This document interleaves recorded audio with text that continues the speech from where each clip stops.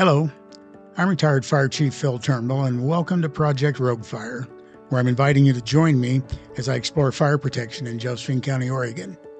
If you're new to the series or would just benefit from a little bit of background information, I invite you to review Episode 1 before you proceed. Otherwise, let's go. Today we're sitting down with Mike Grant, who's running for the new Fire District Board, position number 5. And Mike and I know each other fairly well because a few decades back when I was Fire Chief of Valley Fire Service, we brought Mike on board as a turnaround artist to, well, that was the function you performed. We needed a business manager. We were floundering fairly heavily at the time, and Mike can give you some more details on that, but the time he had with us worked out very well for the organization, and Mike's been a good friend ever since. So, Mike, you want to introduce yourself and maybe talk a little bit about that? And Yeah, it's Michael Grant. I would say I lived in the area for a long time, I guess. Actually, my family homesteaded back here in the 1850s, but um, I've been in and out of Grants Pass the last 20 years, and also in some because I've been working in various places around the country. As Phil was mentioning, that as basically a turnaround artist, so to speak. Um, Primarily on the technology side of healthcare, but also I've functioned as CFO and CIO and general manager and that sort of thing along the years. And but going back really to Valley Fire, that um, when I first came in, started with Valley Fire, they were literally, virtually bankrupt, literally having trouble making payroll from one session to the next. And that really didn't take too long to turn around, at least to get to uh, less than difficult situation, I guess. well, as I recall it was within the span of a few years, we went from hand to mouth, Yeah. struggling to make payroll, as you pointed out, to expanding and adding. I think we doubled our facilities.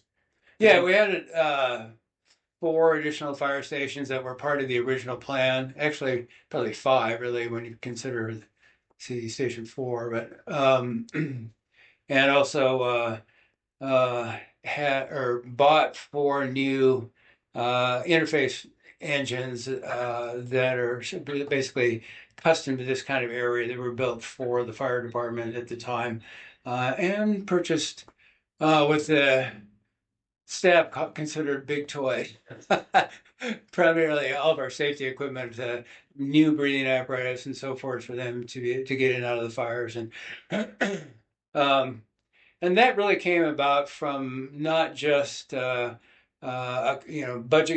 controls and that sort of thing, but also from it's like a multi-point business plan.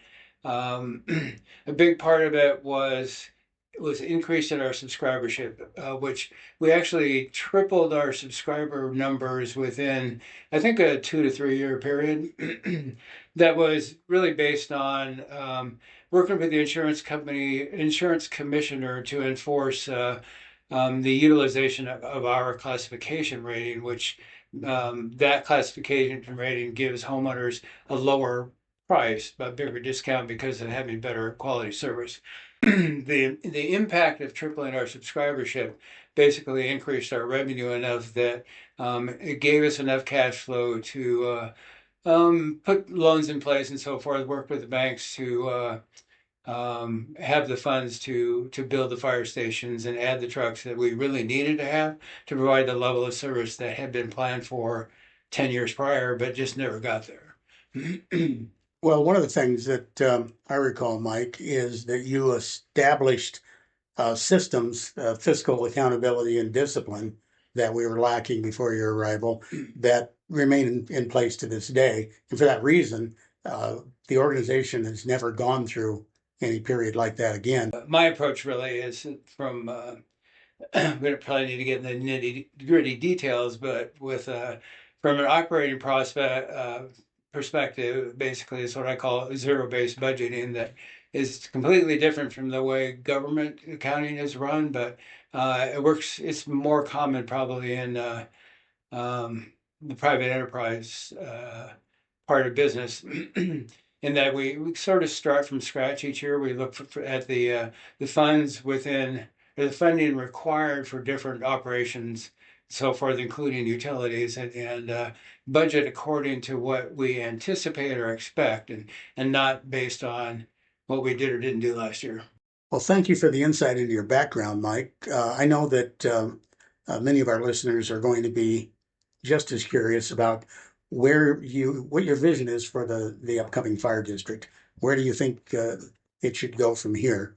There's a lot of directions, and it can go off the rails, or maybe this is the beginning of something great. And I'd kind of like to know your plans as you see them at this moment in time for how to take this in a positive direction.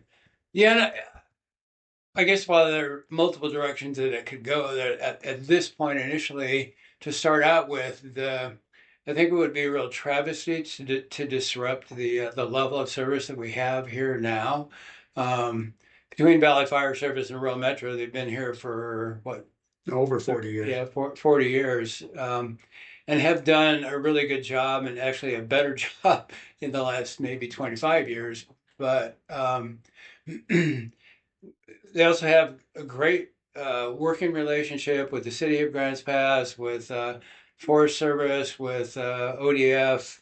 All right, I need to thank you for mentioning that because we really couldn't talk about rural metro doing a good job without including the fact that it's very much a team effort. Right. Yeah, and the city relies on rural metro. Rural metro relies on the city, and the same pretty much with Oregon Department of Forestry and all the agencies around us. And that really, from my perspective, I think the recent evaluation of what's considered the fire map of this area, I think, is overblown.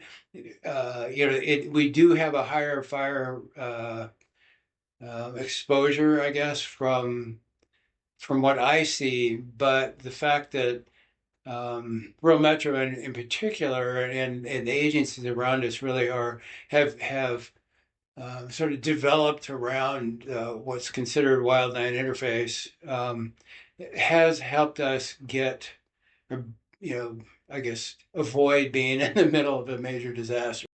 Well, Mike, let's return for a second to something you said a little bit ago about no disruption in the current service level. Now, that makes a lot of sense to me, but there's a number of questions that brings to my mind about how you intend to implement that. So we're going to have a fire district board in charge of the area, not Rural Metro or any other private company. So what do you have in mind for being able to continue the service? Well, I guess I would consider it a franchise approach, which is not uncommon in the federal government, even probably not even in fact, sure not in state government. But basically continue the operation as is while the board, because right now we just have a totally clean slate, nothing to start from. So is going to take time and effort and probably argument on how to what that plan would look like going forward. So I would see probably at least a year, if not more, to put all that together and come up with whatever the longer term strategy would be.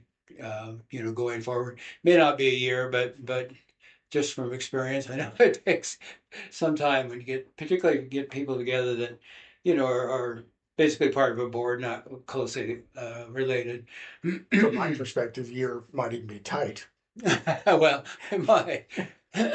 However, paraphrasing, your first step sounds like a master plan, some Right. kind of document that outlines an agreement on behalf of the board as to where to take the organization moving Right, forward. and I think working hand in hand with Rural Metro and with the other agencies that Rural Metro works with in this area, the other agencies that we affect, as the fire district affects, and that affect our fire district.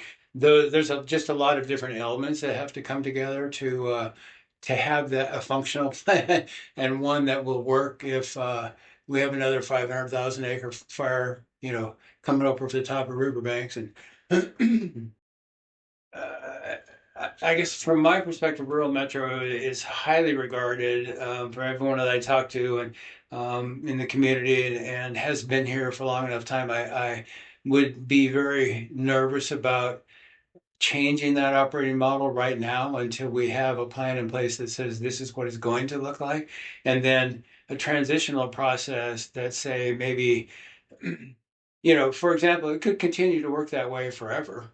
There's not any reason that it couldn't. The other option would be at some point in time, request to go to the voters and ask for a tax levy that would replace the the way Valley Fire Service, I should say, rural metro bills at this time.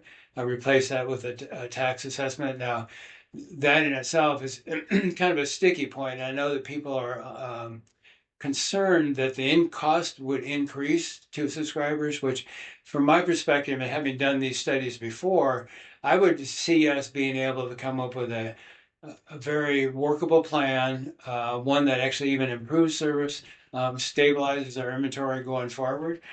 And maybe part of that is us, when we get to the point anyway or as we're getting to the point of improving that interface exposure, is to move back and to the insurance industry and talk it over with them, and assuming that we can prove to them that our area is not as much of a fire hazard as the fire map makes it out to be. Yes, That's an excellent point, Mike. it is. Yes, it needs to be done. But I know that when we first moved back here, there were only a couple of insurance companies that would even bid on our house, and we're right on the edge of town. I mean, literally on the edge of town, not in a high fires danger area. And it just astounds me that it was because of this fire map, though, because they look at that and rather than looking at it and evaluating things, they just throw it out and says, no, we're not going to insure there at all. I think the only companies that will insure right now are ones that do their own assessments. And even those are expensive. We all know that fire insurance is becoming more and more expensive and more and more difficult to get, and we can't really allow that to continue to go on. Well, excellent, Mike. I think that is about all the time we really have for today. Have you got anything you want to say as a final comment here? I hope I hope the community realizes how crucial of a decision this is going forward. And while we have a group of people that are all firefighters and very good firefighters and have a long history, know the area well, the business side of the district is as important, if not more important. That if that side of it doesn't come together and it fails, the fire district is going to fail also. Um, I just have been through years of strategic planning and going through this with other organizations, whether it was in healthcare or emergency services, security products. I face it pretty much all the time of that. You can't just go in and start a fire district and charge people a bunch of money for tax assessments and go out and buy a bunch of equipment and it's going to be up and running. It's really not that easy. If you know anybody that's ever worked with a startup corporation, it's just there's a lot of work involved. So hopefully that comes together. All right, outstanding, Mike. Best of luck to you on the upcoming election. Thank you. And yeah, we'll see you out there. All Thank righty. you.